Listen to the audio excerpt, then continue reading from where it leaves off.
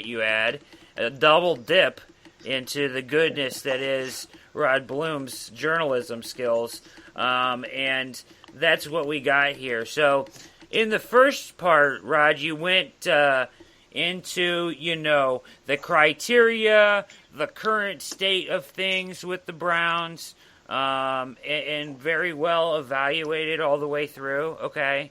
And then you proceeded to give us what we have in front of us in 2017, which we on this show have beat to senseless, right, as a topic. We have. So, yeah, we have. But so is everybody else in Cleveland. So, that's what it is, and we will continue to beat it senseless until the 27th or whatever day that is. So then you go into part 2, which I really enjoyed, even further, because you do a way too early, and it's okay because it's relevant, but a way too early look at 2018, right? And right. Which is what we actually, is intriguing for us. So, you list off here Sam Darnold of USC, Josh Rosen of UCLA, Mason Rudolph of Oklahoma State, Josh Allen of Wyoming, Luke Falk of Washington State, and then obviously a number of others that could, pique people's interest, including Baker Mayfield. Lamar Jackson is, going to be a popular name, and Trace McSorley. So you have all these names here, and then you break down those first 5 very well, might I add, and I was extremely impressed with this article. Go check it out at www.clesportstalk.com. Rod Bluhm, solving the quarterbacks, the Browns QB conundrum, part 1 and part 2, as we take a look here. Now, Rod, these guys, though, you listed, 1, 2, 3, 4, 5 of them. So 5 guys. Right now, at a glance, would you say these 5 are all better prospects than anybody in this draft? It's hard to say with some of them just because they haven't played much yet. Okay. But just to watch these guys, just to watch the arms on these guys and the mobility for some of them, and right now, to me, these guys all look to be on par or better than anybody in this draft class. That's interesting. So this is where this punt till 2018 comes from, right? Is that there's a sure thing there in 2018, you think? Who would be your first pick of these guys? Darnold? It's tough to say. Everybody's saying Darnold, but man, if you just watch these guys, Josh Allen from Wyoming, he's a guy that I think a lot of people like just as much and are saying he could be a generational guy as well. Sam Darnold, I think, is a freshman. Josh Allen, I'm trying to remember. He's maybe played a little bit more. But they can both move around. They both got the ability to scramble and make time and still make these great throws, great arms. I think if I'm the Browns and I can get either one of those guys, I'm just, I'm turning that piece of paper in as fast as I can. Right. And honestly, I'm not real disappointed if I end up with any of those other 3 guys. Okay. I see your point, and it's good. It's an excellent article. It's a must read if you're a Browns fan. You got to go check it out because it's so informational and it really lays everything out as clear as day. It's probably the best job that I've seen anybody lay out the Browns situation in any article all draft season here. So kudos to you, Rod, and a great job on this. Now, then you go into our trade prospects. You bring up my boy Jimmy. And then you go into A.J. McCarron a little bit and Kirk Cousins. Now, McCarron, I don't think that's real. Do you think that's real? I know they're they are trade prospects for sure, but I just don't think that there's a legitimate chance that happens. I don't think the Bengals trade a quarterback in division, and then B, Yeah. I just don't see the upside with McCarron. I don't know. I mean, he's a big guy. He, he does a good job if you have him on your team, you don't have to worry about him not being able to throw the ball 20 yards. Like I know you have that concern, Brad. So I do. he can throw the ball. Yeah. But I'm with you. I think trading within the division a QB, it just seems very, very unlikely. The only way it happens is if the Bengals really, really feel like, man, we're going in the pooper here. We really are looking at several years of being bad because, they're aging. They didn't have a good year last year. I can't imagine it's going to be a whole lot better this year. So maybe they decide they need to do a little rebuild and they trade McCarron and they try to get a couple picks and, that's potential, but if I had to say a percentage, I wouldn't think that there's any more than 25% chance that anything serious is even discussed. You say 25, I say I'm going to go like 15, okay? What about the percentage? Yeah. We'll play the percentage game here for a minute. What about your percentage on Garoppolo at this point? People seem to be falling. People are leaping from the Garoppolo wagon by the dozens right now. I am still holding on firmly, trying to pull others on with me, but people are fleeing this idea. They think it's over. They think it's done. I don't. What is your percentage on the idea that this trade could ever happen? Give it to me real, Rod. Don't sugarcoat it because I like the guy. I think that I would be surprised if there's not discussions. I think there's going to be discussions. I'm sure there have been discussions, no matter what we hear. As far as it actually happening, it is so hard to say because, New England, I'm sure desperately wants a first-round draft pick or two just because they don't have them.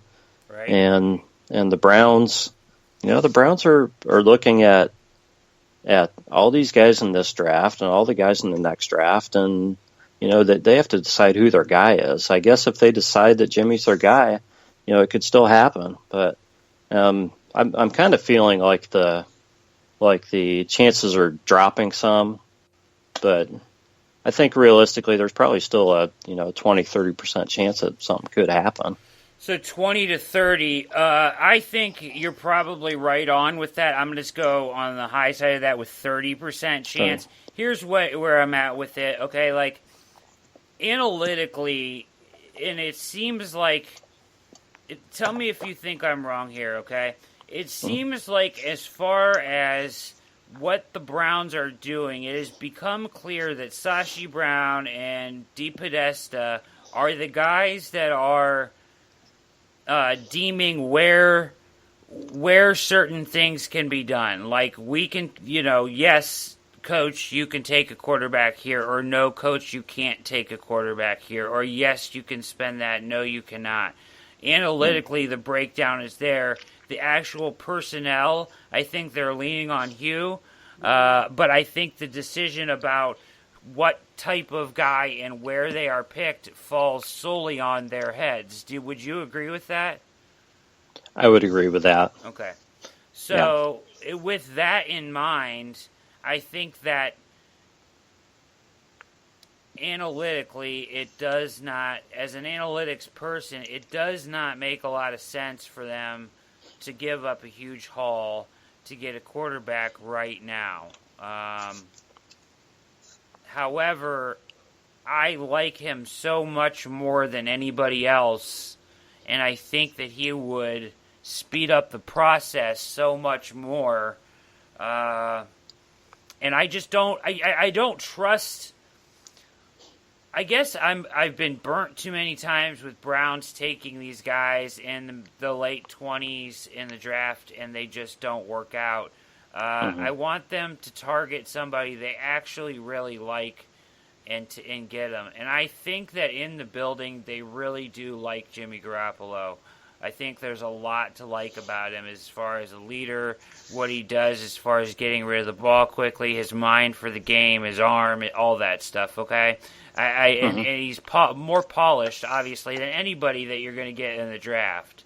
So that's where I would be fine with giving up 12, a second, and a second next year. I would not go any more than that. Now, that just seems like a ton to you, right? But you may spend 12 on a quarterback anyways. So I think 12 has to be part of the deal if you're going to get into legitimate talks with them. But at 12, a 2, and a 2, you still have plenty of picks left. Yeah, and if Jimmy's their guy, I would be good with that deal. And I'll tell you why I'm softening a little bit on this. It's one reason. It's that the Browns, Sashi and Paul DePodesta are so good at getting picks. It's they can get more picks. I really don't.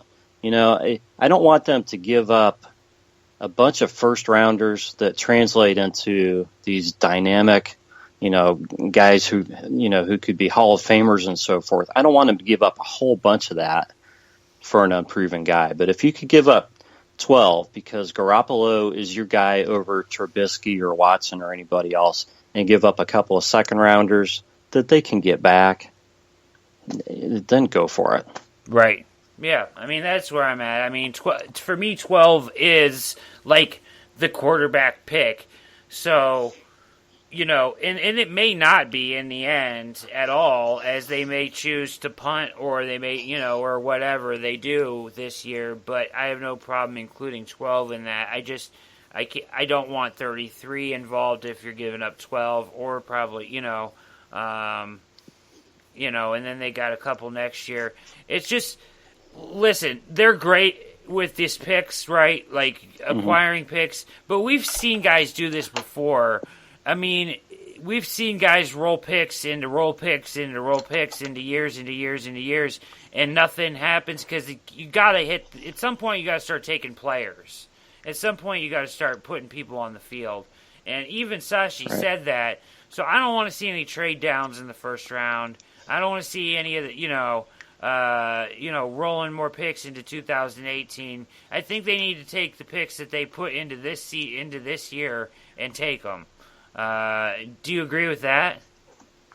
Oh, I agree. They have enough for next year, with the exception of, like we've been talking about, if they decide that their quarterback is in 18 and they need to somehow get another first rounder for next year. Right. If that's their ultimate plan, then I'll understand that part of it. But other than that, they need it to stay with these first 5 picks up to 3-1, 33 or 65. I mean, and get hopefully 5 starters out of the deal. That's what I'm looking for. That your comment there. Oh my gosh. Mikey, turn it off.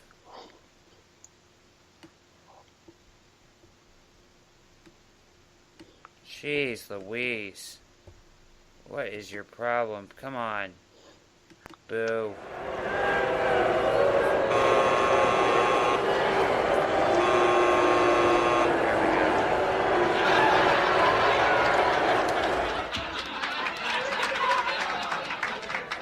Shut the hell up, Mikey.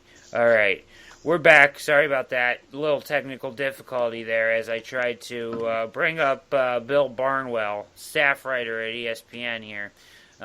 Your comments there, Rod, led us into our next topic on the Browns. And that was this week, Barnwell wrote an interesting article, right? I'm going to read a little bit of this to you, okay, or to all of you. Barnwell goes into some depth here about the Browns' options, okay?